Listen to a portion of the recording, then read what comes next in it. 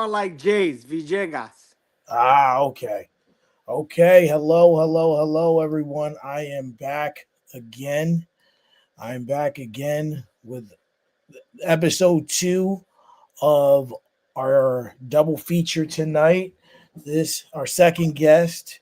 This man does a lot. He is a spoken word artist in English and Spanish. He is a Latin rapper as well as an American rapper. He plays the congos. He does he does hip hop and poetry um, workshops. He is a performer. He is a dope person, a good guy. Please welcome Daniel Villegas. That's it, There right? you go. There you go. You got Yeah. it. Villegas. That's it. Peace, peace. Good to be on. Good to be on.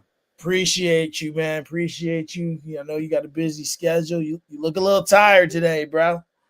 You look a little tired. Now it was a little long day, but it's all good. We make it happen, right? We make That's things it. happen. That's it, man. Well, for anyone who doesn't know, I've had the honor to see you perform about 5 times now. And Okay. the first time was during the Mavor. They had the listening party. Oh yeah, yeah. They're listening party, right? At the Ritz. Yes, that was the first time, and and I think you had the Congos that night too, Yeah. as well. And I was just really amazed by what you are able to do. I mean, I love the 3 words, and then you put it into a rap. You Yeah. always hear my word. I always scream it. You always get my word, no Yeah. matter Yeah. what it is. And I just got to say, what you do is special. And there's so many layers. So we're just gonna get right into it. Where are you originally from? So I was born in Cali, Colombia, in South America, Oh wow, and I didn't come to the United States to about 8 or 9 years old. wow. So do you remember like those 8 or 9 years? Like what was it like down there? Very little. I remember very little. I remember, being with my family, my father, my mother, who then eventually separated when she came to the States. But I don't remember too much other than just a few things as a child that I used to do. Um, but beyond that, yeah, I don't remember too much. I just know I had a good time. I was a good child. I was blessed with good family that always looked out and wanted the best for me. But Okay, just then things got a little hard in Colombia, and I guess my mom made the decision to come to the United States. okay. And when you came to the United States, where did you move to once you got here to the United States? Well, I believe I moved to the city first, like most Colombians, right? They either go to Queens or Brooklyn, different places. So we moved to the city, and then we made our way upstate to Rockland County, and that's where I did my elementary school, and then eventually to Warwick, and then I eventually went to New Paltz for my theater degree. Wow. Oh wow. So you kind of navigated, I'm sure that, the city's much different from Rockland and Right. Warwick's much different from from Rockland as well. So a degree in theater. I didn't see that in there when I was doing my Oh research. yeah, yeah, yeah. So I went to a 2-year school and I got my associates in business administration and Latin American studies. I'm sorry, business administration. Then I went to a 4-year school and got my theater and fine arts degree with a minor in Latin American studies. Wow. And with those degrees, what are some of the things you were looking to do or that you're able to do with them?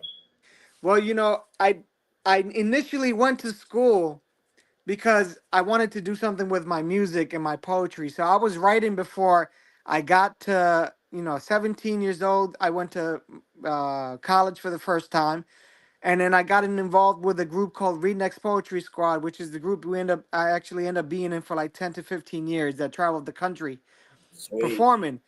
But before then, we got together and we used to write, we used to throw events, open mics and such at the college.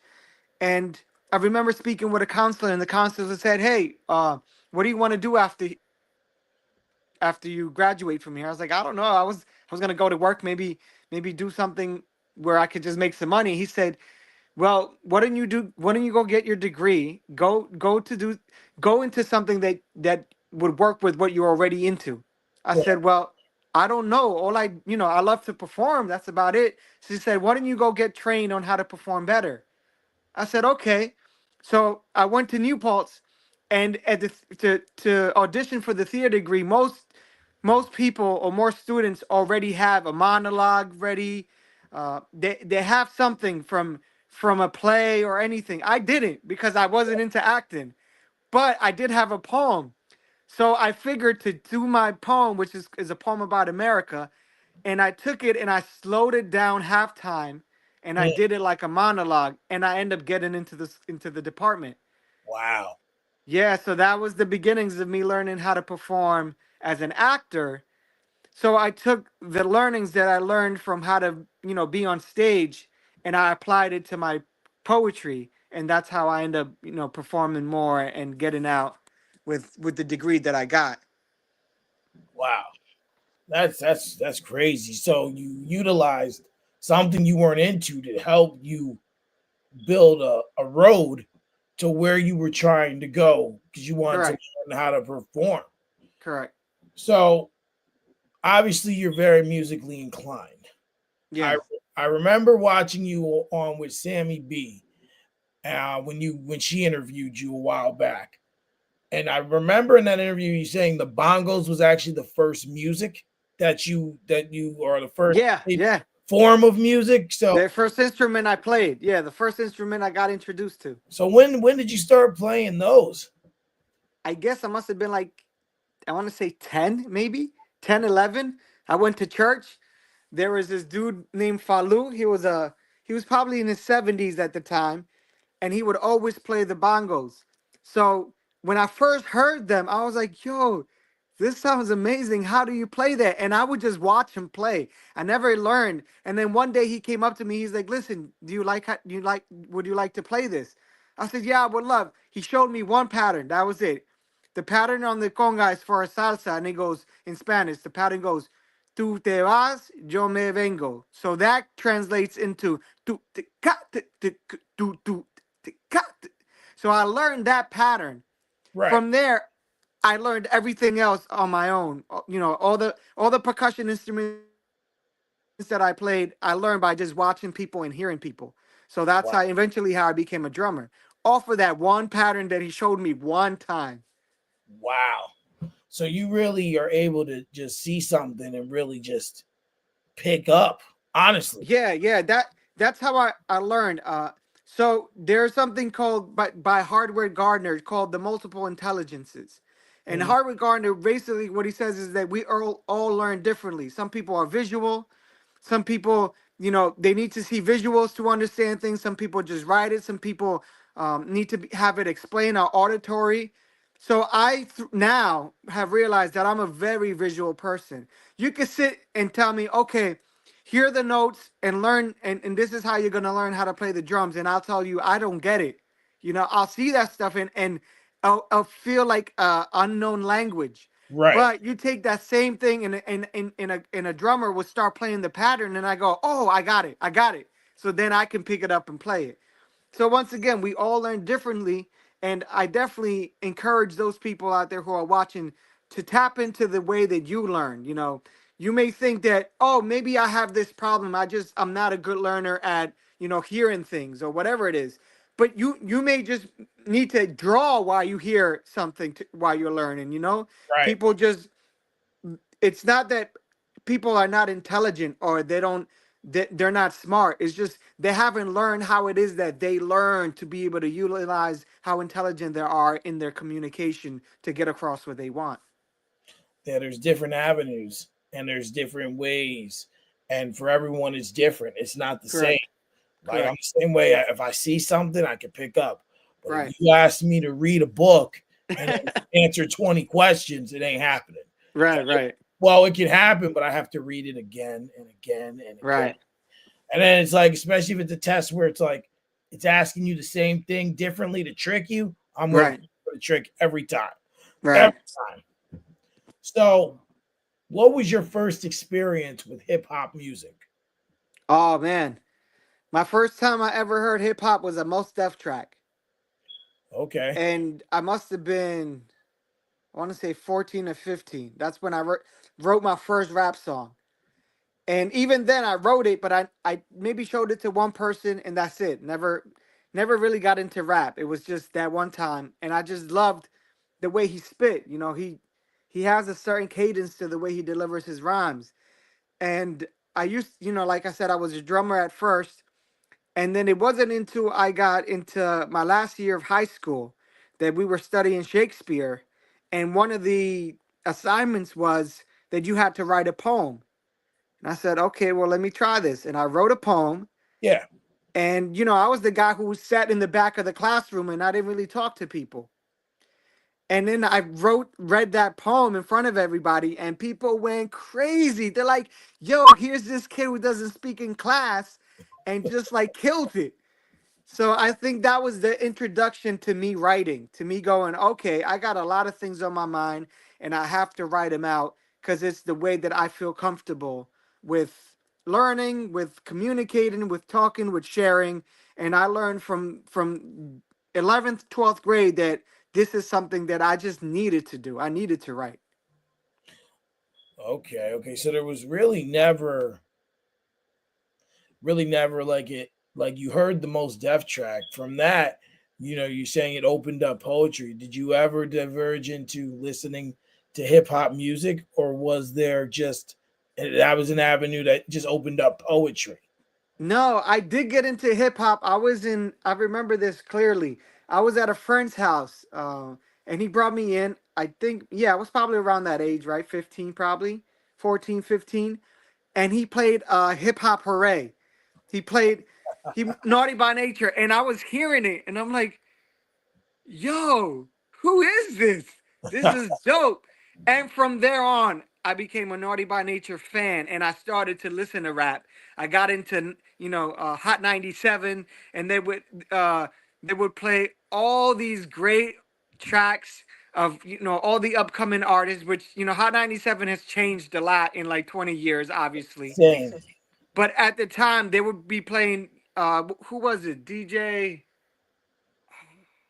trying to remember his name. DJ There's been Enough. so many. Huh? Was it DJ Enough? No, not DJ Enough. He's the guy who was into cars a lot. Oh Jesus. He Yes. got very big into cars, and he used to do races and a whole bunch of stuff. Yeah. His name is slipping my mind. I know who you're talking about, but I'm yeah. Well, that DJ, he would have his own section, and he would play like all everybody, and I would just stay up all night, especially at night after like 7 to 9. That's when all the good tracks would be played, and I would just, we had tape decks at the time, and I would just Record, make your record it, waves on the radio. and then play it at night when I would go to sleep. And that's how I got into, that's how I fell in love with hip hop. It gave me an avenue to help me feel comfortable with whatever circumstances I was experiencing, whether it was good or bad at home, whether we had money or not. I had hip hop to be like, you know what? It's gonna be all right. And I would just get lost in the music. Mm. Well, I say that because I play a game on this show. Everyone hates it, so I Yeah. keep playing it. It's called Honest. Now, unfortunately, being that I am not familiar with a lot of Latin music, even hip hop and what have you, I wasn't able to put any Latin music in because I'm not familiar with it, right? Right. So I'm gonna give you two artists. Uh, you just tell me there's plenty for the males, some for the four for the females. I usually do groups as well, but like I said, I had to prepare for 2 episodes today, so I ran short on some time. Right. So this is just you pick one or the other, personal preference. There's no, you don't have to match discographies, anything like that. Tupac or Biggie? Whew. It's tough. It's tough because they both pull me from different angles. I would go with Biggie first before Tupac, just because, not because of the East Coast and West Coast thing, though I'm from the East Coast, right? Right. But because I connected with Biggie with his flow and his style of music. I can't say Tupac is not dope though, because he had such an original way of delivering music, and he was such a poet. You know, their Yes. styles are completely different. So, but I would definitely would choose pick Biggie over Tupac. Okay. Okay. Nas or DMX? Ah, another one. As you're saying this, I'm remembering the songs when I first heard them as a kid and how they made me feel. So I got into DMX because, you know, when he first started, that one song called Damien, Yeah, and I Bron. first heard that, I was like, yo, this guy has incredible way of storytelling, Yes. you know, and then just the way he spit. But Nas, when I first got into him, I actually think I got put onto DMX before Nas. But Nas did something to me with his style of music because it was so jazzy, and I was Hmm. already a drummer, so the style of music that he chose to bring was already would with what I would practice too. Yeah. So I would go Nas. I would go with Nas. Okay. Okay. Jay-Z or Busta Rhymes? Ah, Busta Rhymes. I like Jay Z's new stuff, and his stuff is definitely dope. But Busta Rhymes, man, is just something about his beats, you know, and he's so animated. Definitely Busta Rhymes. Rakim or KRS-One? I actually got to perform with a KRS One a few times, and I've seen him perform live, like right in front of him, in front of me. So I can tell you that KRS One is a phenomenal performer, has great lyrics. However, Rakim is on another spectrum. They're both great. They're both intelligent, like super intelligent. But as a breakdancer, I would go with Rakim because of his music. Well, the other thing is this: I went to the Hip Hop 50 concert in, Yeah, in Yankee Stadium. I think it was last year, and it was my first time Yankee Stadium, first hip hop concert I ever been to. And there was a point where I'm sitting there, I'm upset. Ghostface Killer was out at this point. yeah, So he brings Method Man out. I love Method Man. yeah, He's in my top 10, my personal top 10. And I almost fell down the stairs. My wife was like, "Yo, relax." Then I looked at her and I said, "Yo, KRS-One should be here." The yeah. minute Oh I yeah. said that, the whole stage turned white and he was there. It was What? like he was just there. And then the whole place erupted. Like it was nuts. And like, yo, it was just such a moment to see him Yeah, perform. Cause I'm like, yo, there's no reason for him not to be here. Like yeah. hip hop's turning 50. He is hip He's hop. he's he's one of the beginning pioneers. I mean, we know Rakim and his story, right? The story of how Rakim was not a rapper. He wasn't into rap. He heard a couple of tracks. Somebody suggested him try to write a verse, and he wrote a verse. And when he made a track, it went crazy. It went viral. You can say at that time, right?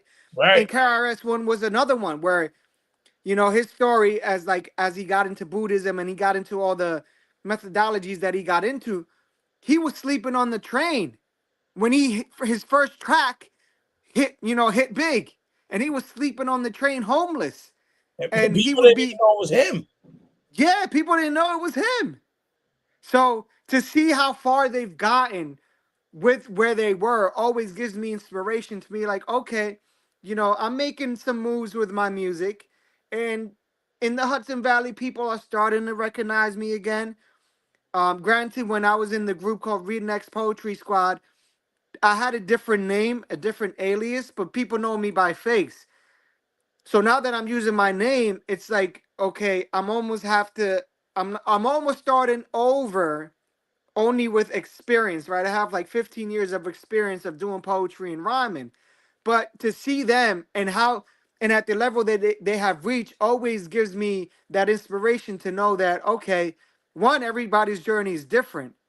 But Yes. two, you cannot quit no matter where you think you are, because you have no idea where and who your music has reached.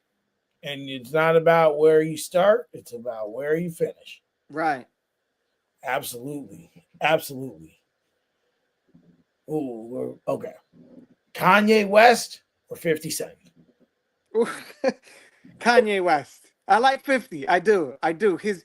he has a unique way of rhyming, but Kanye West hits different levels. That Absolutely. yeah, yeah, and the fact that Kanye is such a great producer. So And I mean, for me, Kanye had arguably, this is arguable because you have DMX, but he had arguably the greatest first three album hip hop, first three album run in hip hop right, history. You put DMX up there, those are two that come to mind at first. To me, they're one and two. But arguably, if someone says, "Yo, Kanye's first three can't beat it," I don't have a yeah, problem with that at all. yeah. Ice Cube or Snoop Dogg? Ooh, man, you really thought about these pairing these people together. You're really okay. Snoop Dogg. Snoop. Ice Cube is dope too. I've listened to some of his music, but I think I've gotten into more Snoop Dogg because of the beats that the combination of him and Dre is Yeah, definitely. I mean, the Chronic. When the Chronic came out, I must have been 15 years old, and I was dating a friend of well, I was dating a girl at the time, and right. I remember walking in to her house. Her father is high, super high, and all you heard was boom, Snoop Dogg playing in the background, and I was like, "Who is this?" Yeah, yeah. So But which Ice Cube has an album coming out next week, and Snoop Dogg and Dr. Dre are having an album comes out December 13th, and they're naming it Missionary wow, to be the opposite of Doggy Style. I'm like, right, right, huh, no innuendo there, right? right, right. The Game or Kendrick Lamar? Oh, Kendrick. Oh, yeah, hands down, Kendrick. He's something else. I've seen him rhyme so many times, not live, just some live performances, and man, he's a beast. He's a beast. Yeah, yeah, I got to give him his due. J. Cole or Big Sean? I haven't listened too much of Big Sean's music, but J. Cole I do like. I Okay, like I like how he has really good messages in his music and his style of phrasing, obviously. right. The way his rhyme pattern. Yeah, I mean, he'll use the same double entendre again and again and again. And then, like, he's using it like someone had broken it down in a video I seen. I'm like, yo, he's using the same thing, but it don't sound the same. It's Right, right. weird.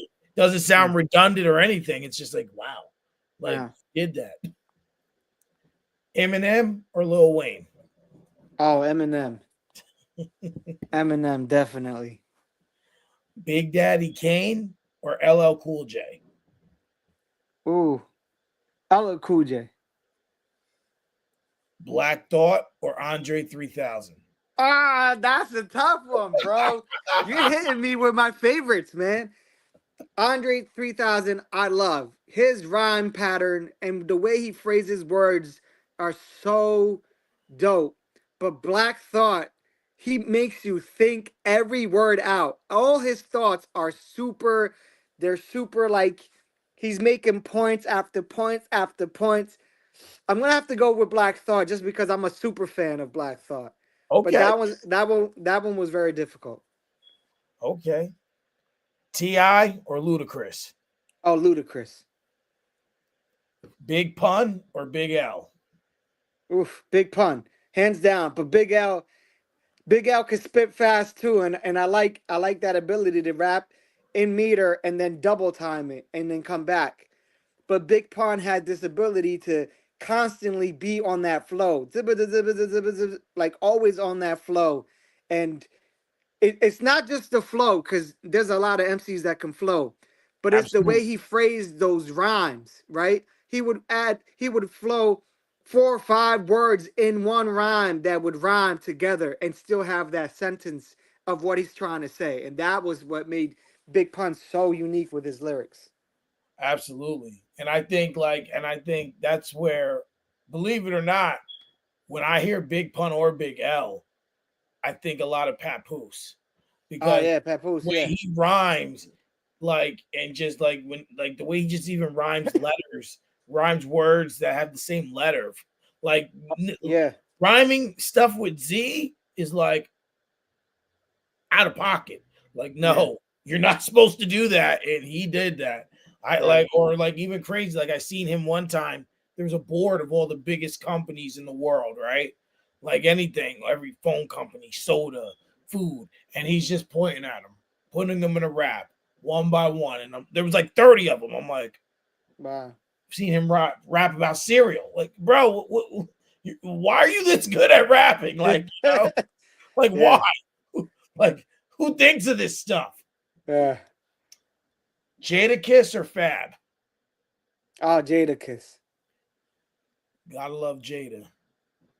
Most most deaf or common? Most Def. Yeah, Most Def. I got into Common for a while, but Most Def. Yeah, I definitely Most Def. Black on Both Sides. One of my favorite albums of Oh all time. yeah.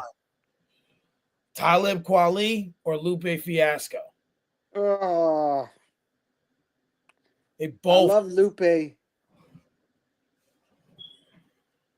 they both put out fire albums this year too. I Both of them. would go with Lupe. I would go with Lupe. Scarface or Method Man? Oh, Method Man.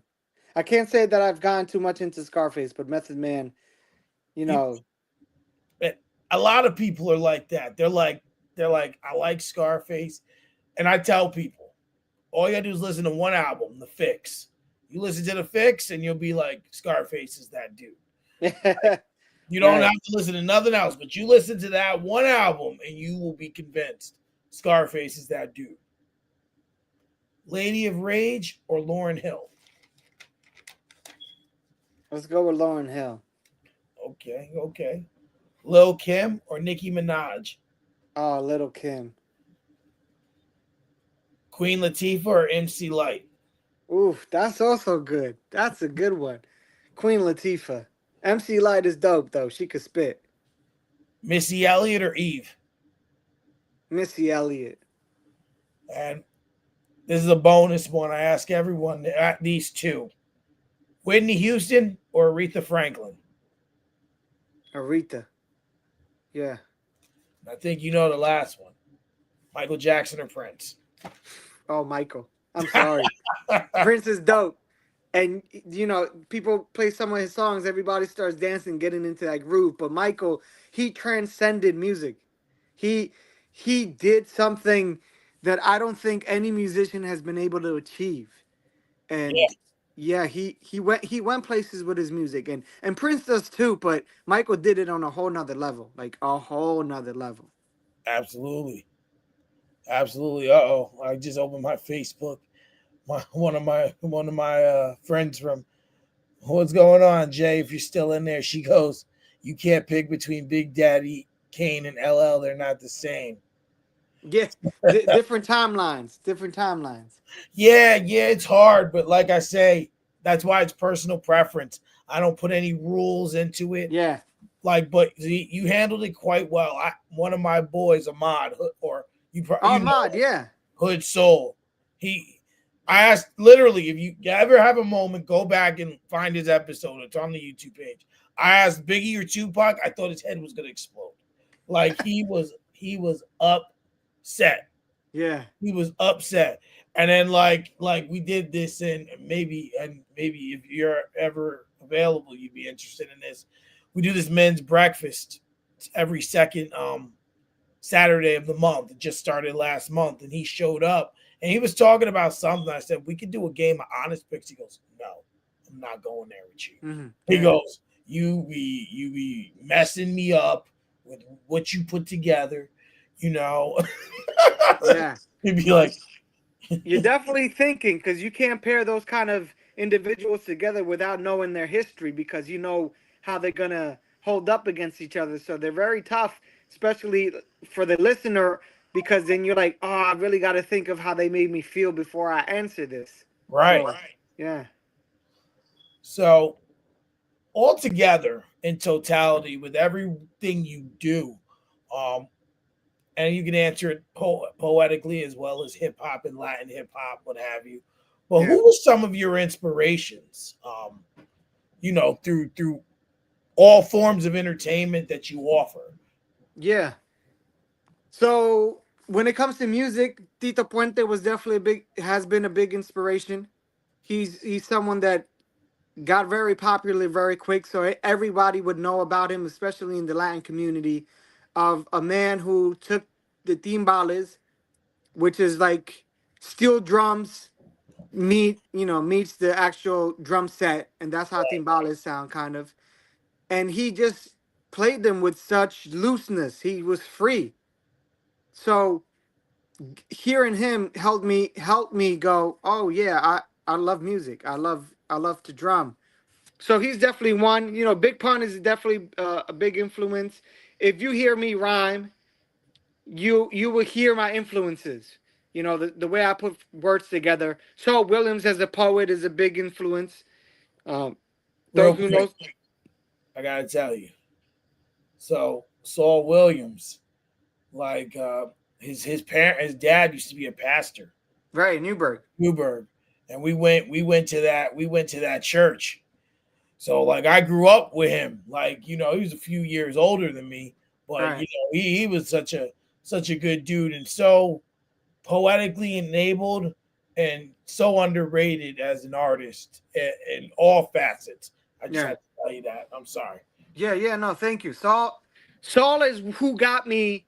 Once I heard when I first got put onto Saul Williams, my writing changed. My writing went from being very descriptive, like I've always been. I was looking into my writings a while ago, and I was like, oh man, because I wanted to see the evolution of my writings from then to now.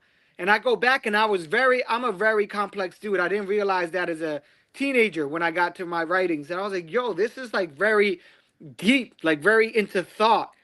But when heard Saul Williams, I got galactic.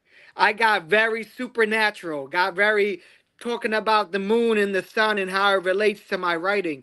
So when I heard Saul Williams, his style of delivery it goes from being monotonous, and then you meet Saul Williams and you're like on fire, right? Your delivery is on fire. Everything is with high energy. So he definitely helped me develop myself as a poet. However, I also got into Immortal Technique, and Yes. his delivery as a rapper was something that influenced me as a rapper. So when you hear me now, I merge both poetry and hip hop in my rhymes. You could be like, okay, this guy's a poet because of how he says his words, but he could flow too. He could rap. And Immortal Technique was a big influence, and I definitely got to perform with him also, not directly with him, but like opened up for him with the Rednecks a couple of times too. So I got to see him live and in person, and his music. And then I was like, yo, I love the delivery of his emotion. That's what inspires me, in my music. Ooh. Now this is a first. I've never had this happen. I don't know if you're up to it. Sure. I know you can't see the comments, but I got my Facebook open page, so I can at least answer them because I'm still figuring the StreamYard thing out. Right. Friend of mine, her name's Jessica or Jay. She wrote in capital letters, "Let's hear him spit." Ah. I said I'd ask because I know sometimes artists be like, I ain't feeling it right now, Yeah. Yeah. but I don't know if you can if you up to it throwing together. Yeah, always. I love to rhyme always, all day, every day. So that's a inviting, a welcome, a welcoming. So I would love to spit. Sure. The question would be: Is do you want it written or do you want to freestyle? Uh Because they're two different levels. we're getting scientific. I'm seeing if she's gonna say which one she wants here in the comments, because she wrote Saul's poetry. I mean, hey, uh, no, not that. Go back, go back. Okay, well, why not just go? I guess go with a free. Why not? All right, let's go off the head. All right, check it. Yeah, she said Um, freestyle. Free. All right. So give me two words, at least two words, so I could have a theme of what I'm talking about. 2 words. 2 words. Heart Heart. and knowledge. Heart and knowledge. Okay, cool. Heart and knowledge. Here we go. I might throw some Spanish in there too. So it goes like this. Do your thing. I'm in places where sometimes it's hard to define the rhyme so you understand that the heart is not just what pumps blood through the system, but what keeps the beat rhythm. I date myself back to Africa before it actually got taken over by those who didn't understand why we are here in the first place. Te quiero decir a llevarte a partes. Let me take you to places that you could only go if you open your mind. Through the third eye, I combine that which moves energy through the spine. Let me slow down because I know that I'm live. On IG or on Facebook, you can write your sentences so I bring my remembrances of those who know why we're here in the first place. If we were to break down the heart, it's not just this muscle that keeps bumping everything that we move through to keep our respiration intact. I say heart is what you have when you want to move who you are. Your facsimiles of life is the facet of who you are. So let me explain that one more time.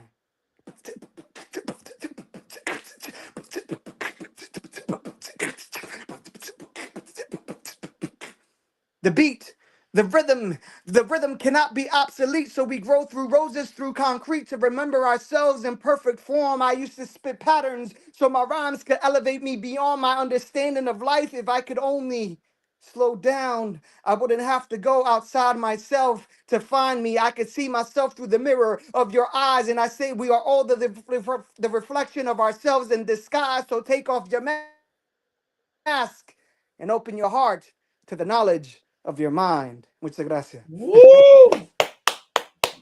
Appreciate it. That was a first. I've never had someone freestyle or even just rhyme on the spot. But then again, I've never asked anyone to do it coming on, because like it's 8 o'clock, it's late. Yeah. One has she wrote A in the comments. I'll definitely Ah, I'll definitely be clipping that portion and I will send it to you. I don't know if you ever seen that night that you at the smoking oh God, at Happy Tree. They did the smoking poetry thing that night. I made a reel yeah. of you. I don't know if you ever had seen it, but I did. Oh, okay. Yeah, yeah. Yeah, Cool. I be behind the camera, in front of the camera. I be everywhere. Beautiful, man. Yeah, Beautiful. appreciate that. Yeah, appreciate that. She said that was lit. Thank you. Muchas gracias. That's what it is, man. I appreciate all people, right? But I appreciate a little extra more for those who really care Yeah, um about music and expression. I think expression is one of those things we as human beings, when we really learn to let go and actually do it, the what can come out of that is remarkable, right? What can come out of that, whether you could end up reaching somebody that could be in a space where they didn't think they could get themselves out, or the mhm. opposite happens. They inspire you to move in a way and to say things that you wouldn't even think you would ever say. So Man. She said, Mike said. She wrote, Mike said they asked him what he do. He does everything. That's true. He's a man of many, many, many talents. So, how do you incorporate your heritage into your music? oh yeah, I think that goes one in a kind, one in the same. It's just is a part of my life, right? So I have my experiences as being a Latino in the United States, I've gone through amazing experiences and terrible experiences of racism and stereotypes and stuff like that. So in my writing, like if you go onto Spotify or you go into Apple and you look up my music, I have about 4 albums out. Three of them are spoken word albums. One is called Sankofa. One is called Poetry Meets Slam. So if you guys want to check that out, you could definitely check it out and actually hear my written. And then I just finished an album called Evolution Gold, and that's more musical. That has house music, reggaeton music, Spanish hip hop. So if you really want to check my musical part of me, you could check that out as well. But I think if you go into that and you hear some of the poetry I have, you're gonna hear my influences, which is the history of me being a Latino, the history of what influences me as a person, from whether it be my Spanish heritage, Spain, to to my African influences from Africa and how the Europeans connected and how, how that depicted who I am now with the indigenous part of myself. So all those things go into my writing. I don't just write, just to express, though that's a big part of it, why I do it, but I also write because I want to get a message across. I want to show, hey, these are certain things that have happened in life, and God has gifted me the ability to be able to listen to myself. And when Mhm. I do, I write. And I think that's the beauty of us, right? Just sometimes we're in that part where we're like, oh, I haven't written in years, or I don't know if I could write. I don't know if I could be a writer. And I just been through a lot of practice, a lot of a lot of a lot of just rehearsing lyrics and so forth. I've been able to get to points where I'm like, okay, I can read something, and that's how most of my writing comes out, right? I'll read books, Right. and then I'll be like, oh man, I gotta write a poem about what I just read, because that's how I recall what I Yes. read about. Or else I'd be like, oh, how does that relate to me? But I made education relatable to me because I was writing poems about it. Mm, damn. So yeah, you just really do these things in real time. Like Yeah, you just really you get it, and then it's like, okay, I gotta get this on paper right now, and and it's important for us, and it's important for people to utilize their heritage as much as their experiences, and maybe even more so to have those roots and just say, okay, this is where I am, this is where I came from, this is what I'm doing, and this is where I'm trying to yeah, go. And not enough people to take that account. I can't speak for the Latino or Latina side, but I can definitely speak on the hip hop side. That's truth right there. So, how would you describe your musical style then?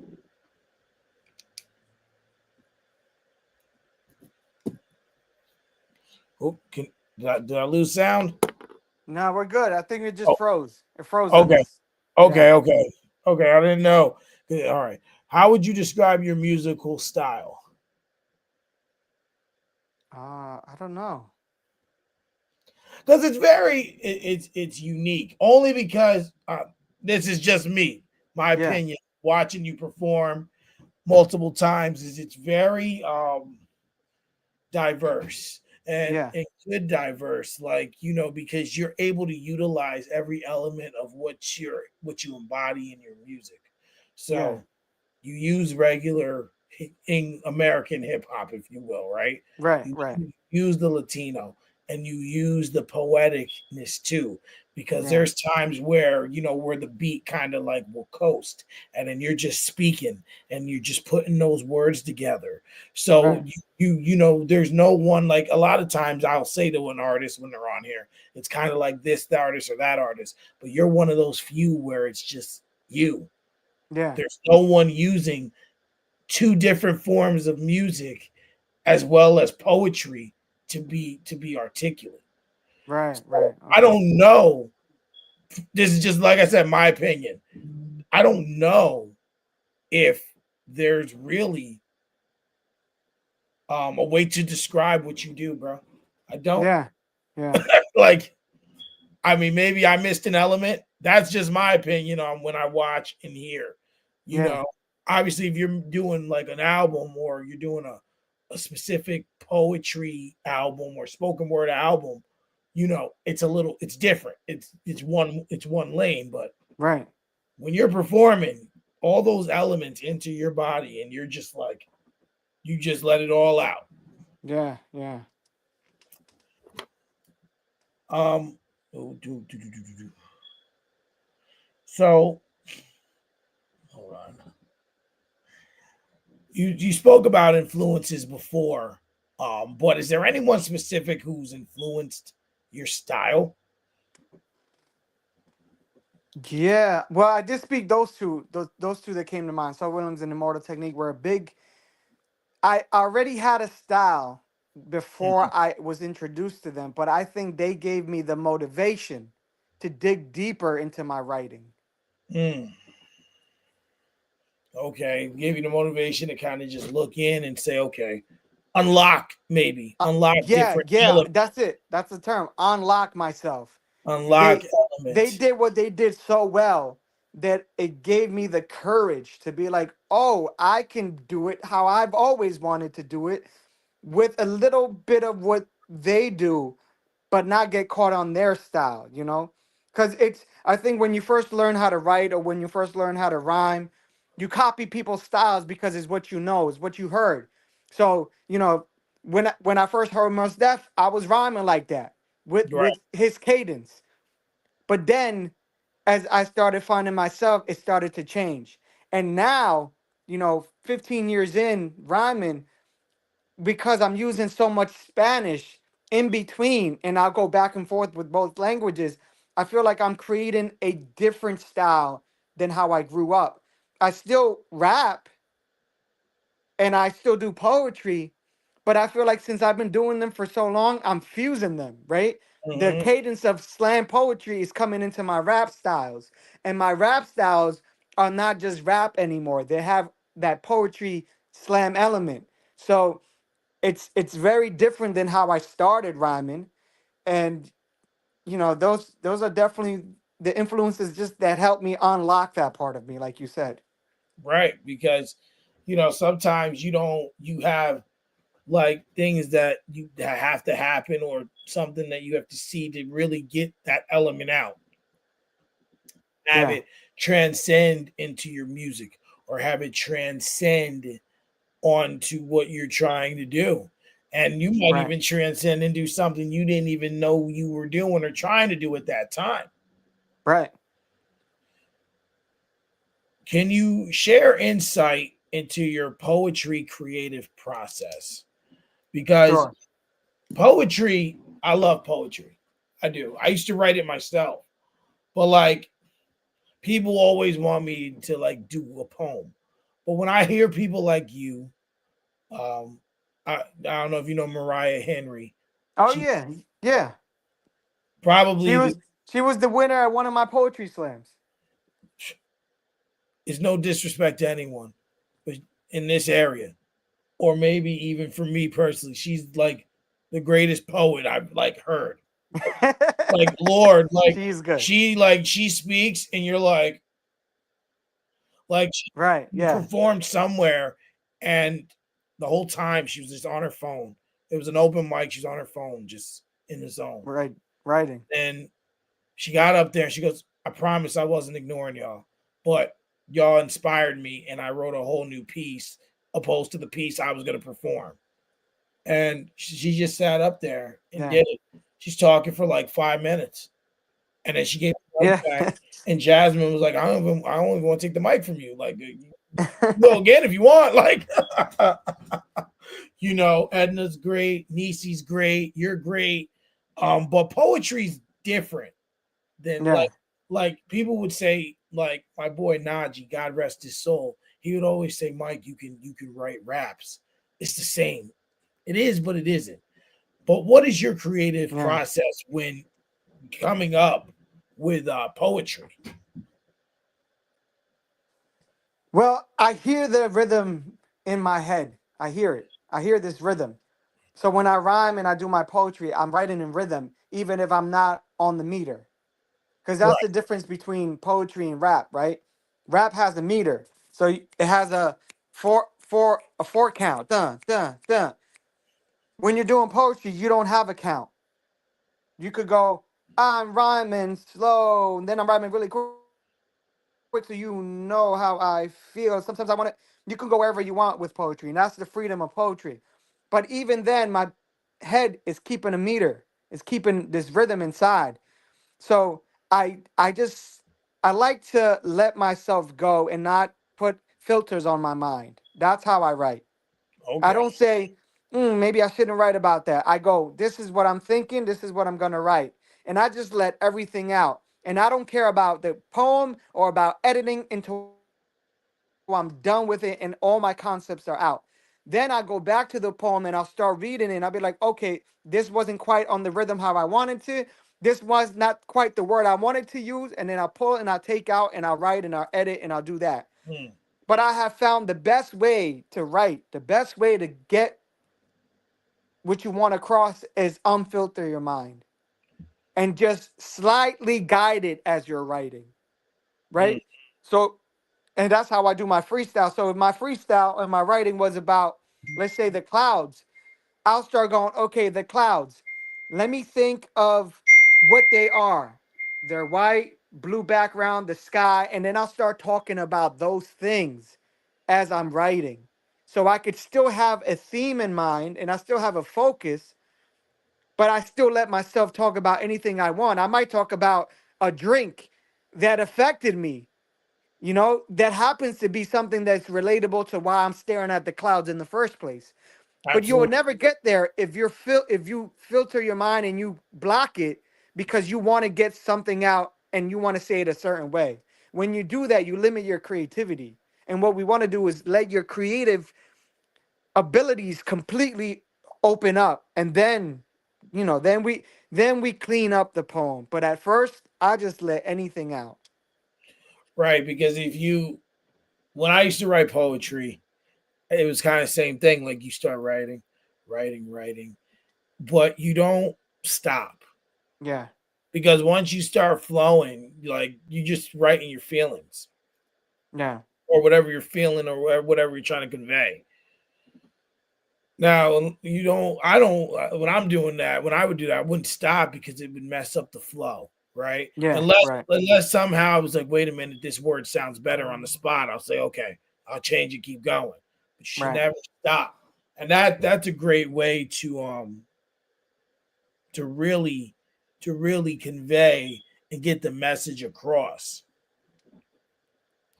What role does emotional and personal experience play in your poetry and your music? I think that's the reason why I write and make music in the first place. It's Mm. all emotion. It's all how I feel. It's all how I perceive life. It's all how I'm affected by life, how I'm influenced by life and the things around me. And all of that is my emotions. So I definitely write from emotion, and I try to carefully phrase my emotion, right? So that's the beauty of poetry. You read my poetry, you will never know that, oh man, that guy's in pain. His heart hurts. Yeah. Somebody did him wrong, so he wrote about it.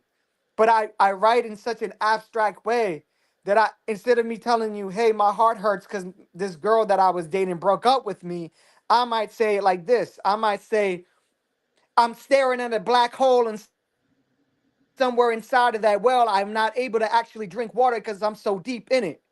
Right? Mm. So to the listener, they're like, yo, he's in a deep well.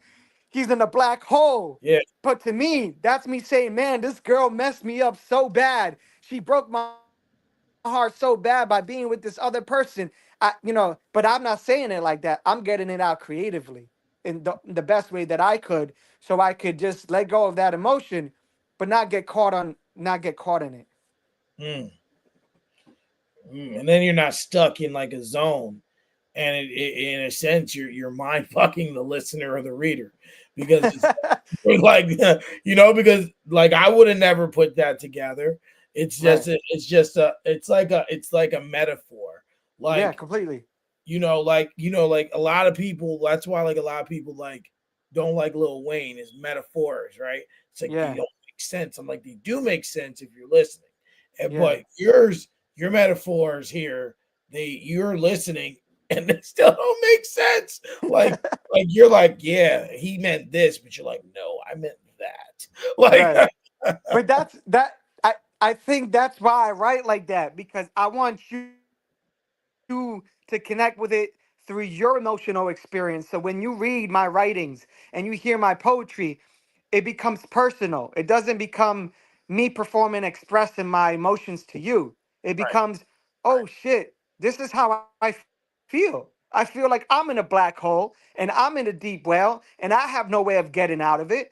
I don't know, this is how I feel. So I write with two things in mind: to express and to have the listener be that expression, be Mm. that be that mode of what they're listening to, that they can relate to it. Whether if it's when I do very straightforward writing or very abstract, very complex writing, it's definitely meant for the listener to get lost in the words, Mm. And it's also meant for the listener to not get bored with it. So you can listen to one of my poems 100 times, and each time you're like, "Oh shit, I got something different." Yeah. Because Right. it's so, it's very intricate. Intricate. My writings is very intricate. They're very, very, very thought out. In my mind, I'm like this composer writing music in my mind, and I'm putting words together, and by the time they finally hit my mind and I write them, they've gone through this process of deciphering, the best way that I can communicate what I feel. Mm. Man, and that's important. It's just like it's kind of like for me, like you want to be able to. Excuse me. I want to be able to close my eyes and envision what you're saying, right? Yeah, Like even though I don't know where you may be talking about or what you're talking about, or but if I can feel it, that's the emotion we all yeah, want to get. right.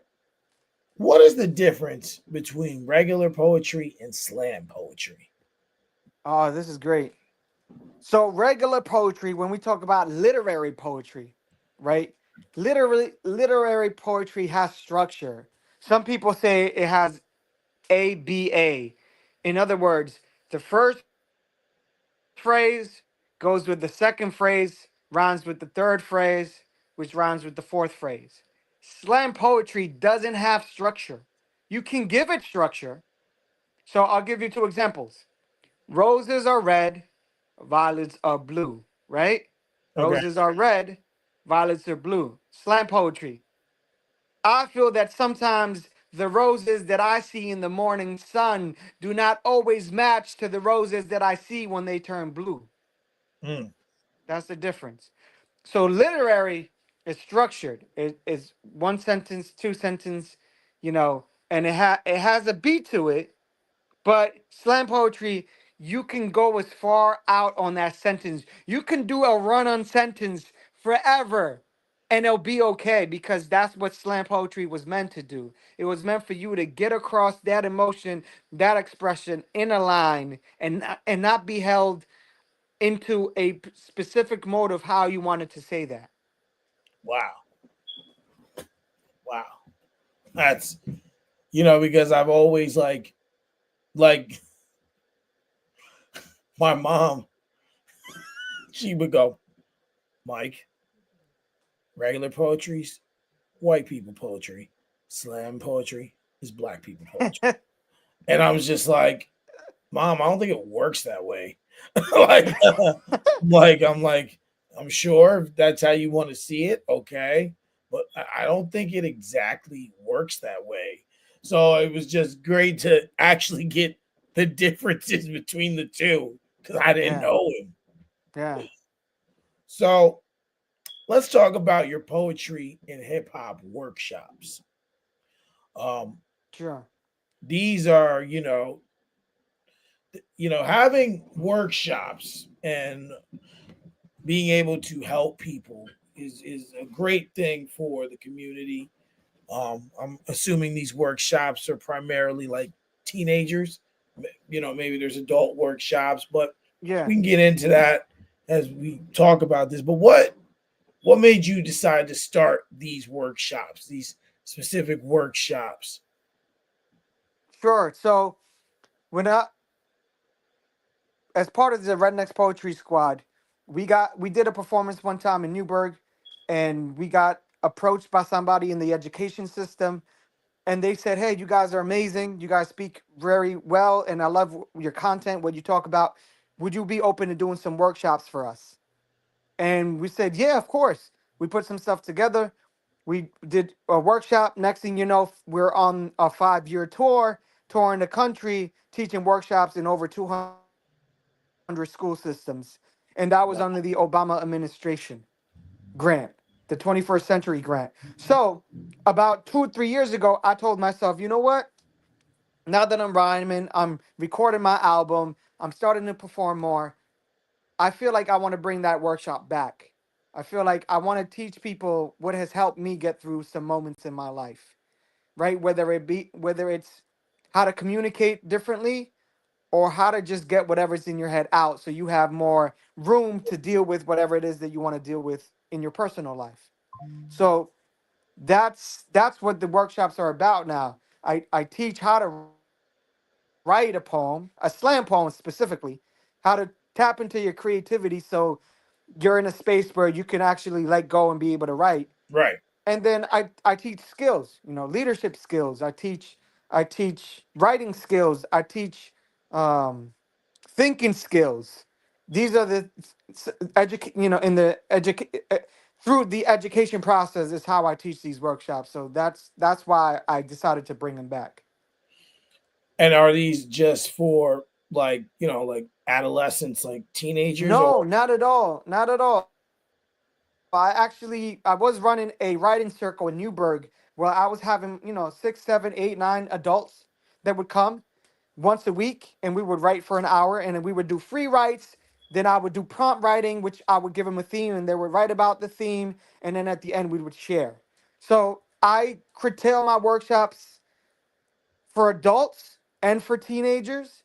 Teenagers are the organizations and the schools that I go to that bring me in to teach. So if there's any organizations out there or anybody that works for a school system that wants to reach out to me to bring some of my poetry and hip hop workshops to your school or your organization, please contact us. Let us know how we can do that. I would love to be part of your school.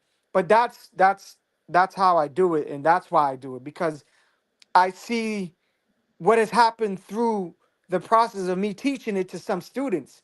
I'll have students who don't talk, who don't want to share, and at the end of the workshops, they're writing poems and they're sharing what they felt, and they've never done this in their life. And within time, they're going to get better at reading because they're writing about something they love. They're writing about something they can connect to rather than just reading a book in school and being told they got to write essays about a book that they don't connect to. They have no reason why to, right? Because some of our school systems, not all subjects are relatable to us. right? Not all subjects. So I just do it in a way that I try to connect with people on a one-on-one basis, whether it's 10 people in a group, 15 people in a group, or one-on-one. Somebody wants to call me and we do a one-on-one session, I do those too. So Yeah, and I think it's more important too because I'm real big. I really within the next year want to become more active in my community. yeah, And one of the things I want to do is things like that. I want to have on a standstill to offer to people because there's so many young kids that go down the wrong path just by hanging out with the wrong crowd, just by being in the wrong place at the wrong time. And that's right, something because, kids can relate to hip hop music and poetry because they're right, kind of the same, right? So, right. the idea is to get the kids out of the street and into the classroom just to have something to steer their attention. Because, I have three young daughters all in school. Mm, These kids talk about the craziest stuff.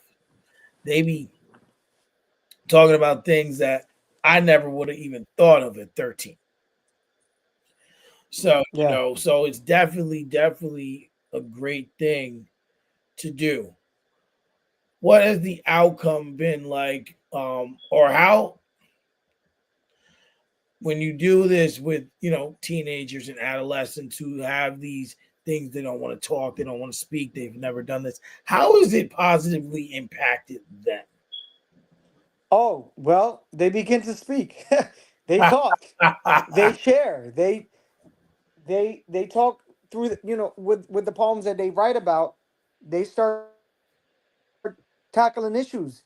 And granted, it's a poem, so to a person that hears the poem, they'd be like, "Oh, that was a great poem." But in that poem, they just told you how they're feeling with their family, what they're going through, what they're experiencing that is affecting them.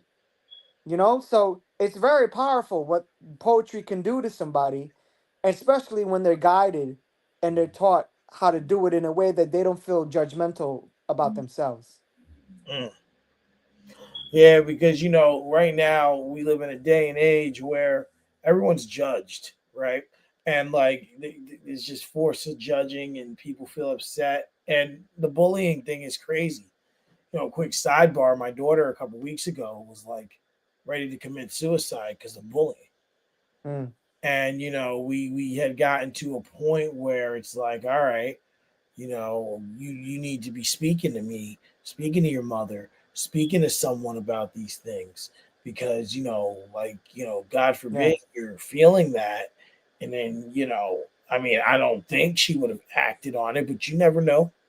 You never Right. know. And it's important to have that something for kids to connect with, so that they're talking. Because one big Yeah. thing that I want to do is start a mental health circle. I already created a Mm, logo. I just have to put it into motion. I got some mails into it, but now I think it's important to do one for kids too. yeah. And I think and it's just something to help bridge the gap, because we're all we got. That's what I say. We're all we Yeah. got. Yeah. So, of all these things that you're able to do, if you had to pick one that you're the most passionate about, or where actually, let me not ask it that way. Which of these things are you the most passionate about? The Latin Mm, hip hop, the hip hop, the poetry, the bongos, the teaching. Like, what is your main passion, in a sense, of all this stuff, of all yeah. these skills? So I will tell you for a fact, I wouldn't do it if I wasn't passionate. Period. Absolutely. Any of these things, you know, the teaching. I'm passionate about giving someone the ability and to feel what I feel when I rhyme. That's why I teach it. And that's a big passion for me. But that's because rhyming is such a passion for me. I love to freestyle. I enjoy it. It's something that I can do all day and feel great and know that I'm tapping into a part of myself that is always ready to express. Because life is hard and things weigh on your shoulders. You know, whether you're an adult or a kid, things weigh on your shoulders and not always are we in a place where we can just go and scream. Not always are we in a place where we could just go and punch a punching bag, though those things are great, but we don't always have that. So for me, if I'm super pissed or I'm super happy and I need to deal with that, obviously I go to the gym, I work out, I shadow box, I do capoeira, I train in martial arts. All those things are great and there's different side of my expression. But when I freestyle, I feel something. And I'm hoping that when people hear me freestyle, whether it's poetry or rhyming, they can feel that. They can feel like, yo, this guy loves this. And that's Right. something that I'm most passionate about. Is just rhyming. I love to rhyme. I love to feel the music. It makes me feel alive. It makes me feel like I'm part of something on this earth. And I think us as human beings, that's one of the things that we search for the most is to be appreciated and to be part of something that's important to us. Absolutely. Absolutely. And if you wanted your music to make an impact, Yeah. how would you want what would you want that impact to be, and how would you want to be remembered? Okay. Or, and openly, or what legacy would you like to leave it, in a sense?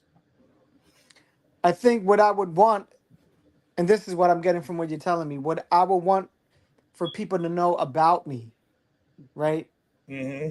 is that his poetry and his music helped me move forward, right? And this is not just to people who are stuck. This is for people who are doing well. Th- This goes and this is dedicated to everybody. Everybody, no matter where you are in life. I hope that my music and my lyrics and my words gives you that feeling of I am where I'm supposed to be. You know, even in a struggle, the struggle puts you in a place where you have to sit down and be like, okay, I'm in this place. Things did not go well for me. And I have to make a decision whether I go left or I go right. So my hopes is when people hear my music, no matter where they are in their life, they go, oh, I can make an easier decision and it doesn't feel like it's going to weigh on me, the decision that I make. But making a decision that hopefully helps the person feel like they're moving forward with something, that's what I want to be recognized for. The person who inspired somebody to be like, yo, what? I'm going to go open up a business. You're right. I've been working for this job for so long, and I could just do what I do for them and make more money, even if at first I don't get it. That's what I'm going to do. Boom. And if somebody gets an idea like that from listening to my music, I'm doing my job. Mm. Right? Or somebody who says, man, things have been tough for me. I didn't want to wear this particular outfit today. I was gonna wait for it for a very special occasion, but you know what? I want to feel good today. And they put their favorite shirt on. And then they go out. And because they put their favorite shirt on, that led them to go to a certain place that they wanted to go eat, which made them go connect with a certain person that might be like, hey, I know about something that you've been looking. It starts a domino effect. And that's what I want. I want these things to happen in people's lives.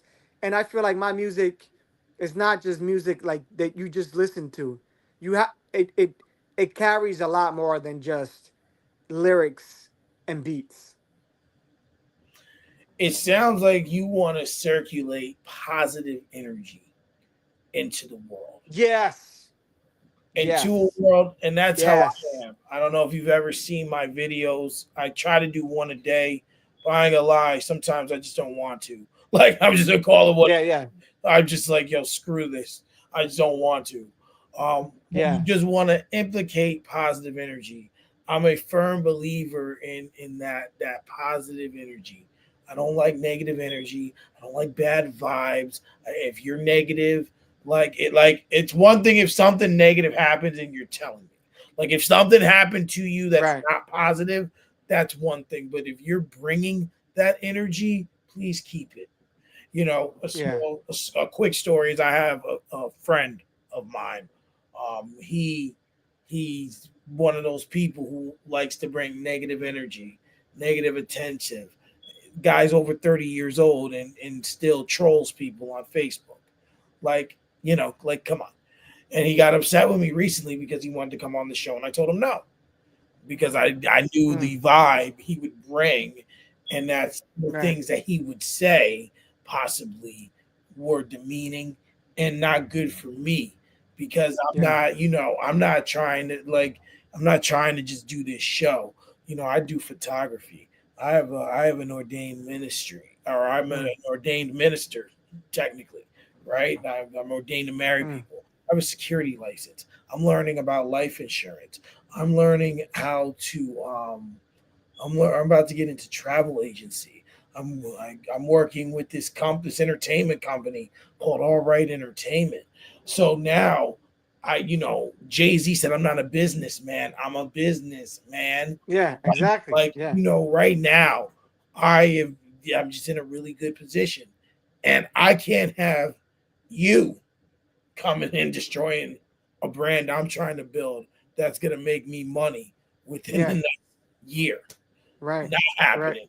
If you want Right. to be mad and in your feelings, go take that shit somewhere else. Ain't gonna fly on this radar. Yeah. So we're almost to the end here. One thing I want to know for sure is if you had to pick one goal, right, within the music or even with your poetry that you wanted to accomplish, what would that goal be? And it could be you want to have one of the greatest selling albums ever. You want to sell out Madison Square Garden. You want to sell out a world tour. You want to tour overseas and do it. Like one goal that would make you say, I did that. I'm proud of that. I want to do another U.S. tour. Okay. Yeah, I want to go cross country touring with my music and my poetry, and that's a definite. That's something that I've put out for a while, and I feel like I have a few things that I have to organize myself with, but that's something I have put out, and I have said, yeah, this is something I definitely want. Wow. Can't go wrong with that. Can't go wrong with that. And that's real deep because we all have to have a goal of some sort, something to look forward to. Yeah. And oh, lost my train of thought. So I end every episode with a positive ending message. It's a message from you to whoever's in here, whoever will watch this back, something positive, uplifting, and just um, positive, uplifting, and just from you to the audience. The floor is yours. Well, I would say that I want you to remember, no matter what you're experiencing, that you are not alone in this world. You are not alone. Whether you feel like you can go to somebody and express and tell them what you're feeling, I think the first part I want you to remember is that you are supported by God, by this universe, and by this beautiful planet. It does so much for us. Sometimes we just disconnect from those things and we forget that they're there. But I want you to reconnect with that part of your heart and that part that exists in the higher being, the higher power in this planet, in this great universe. That you are not alone and you will feel that love from them so you could slowly remember how great you are. Mm, can't say it any better than that. So for anyone who wants to find you, your music, where can they let them know the handles where they can find you? Sure. The best way to definitely get in contact with me and follow me is on Instagram, Daniel Villegas Music. That's Daniel Villegas Music, and is where I post my quotes, my poems, performances, my schedules of where I'm gonna be. That's usually where I post my stuff. And music, if you want to download some of my albums, I'm all over Spotify, Daniel Villegas. I'm all over Apple. Anywhere you stream music, I'm on there. So take a listen, check it out, spread it to your friends, use whatever you hear from me as a mode of inspiration, and sometimes you may not have the words to tell somebody, hey, this is how I feel, or this is how I would like to help you, and if you could use my music to create that bridge, then please do so. Listen, I appreciate you coming on, spending some time and chopping it up with me. When I end the show, just stay backstage for a minute. There's something, an opportunity that I think would be good for you that I just want to offer to you. Sure. I want to thank anyone who tuned in. I want to thank Daniel Villegas for coming on and chopping it up with me and all that. I will be back on Thursday with Kelly Turner, hip hop artist, up and coming, has a nice, great project. So that's I think that's episode 42, and we're burning. We're on the road to 50. So I appreciate you. Everyone, have a good night. We'll see you soon. Okay. Boom, boom, boom.